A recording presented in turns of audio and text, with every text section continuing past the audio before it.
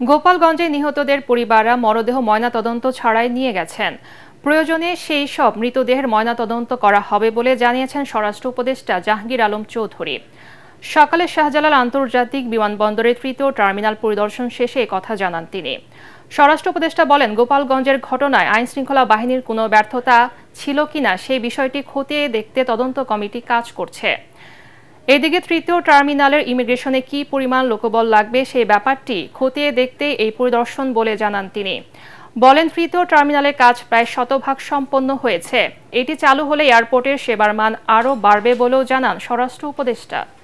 যেমন ধরেন যে ঢাকার যেটা আছে এটা তো ময়নাতদন্ত হচ্ছে, আর কয়েকটা যে দেখছেন যে ডেড বডি তারা নিজেরই চলে গেছে, তো ময়নাতদন্ত কিভাবে হবে? ওইগুলি যদি দরকার হয় আবার ময়নাতদন্ত হবে। ডেড বডি তো ইচ্ছের থেকে যদি প্রয়োজন হলে উত্তোলন করে তো ময়নাতদন্ত করা। একটা কমিটি করা হয়েছে, ওই কমিটির যে রিকমেন্ডেশন ওইভাবেই ব্যবস্থা নেওয়া হবে।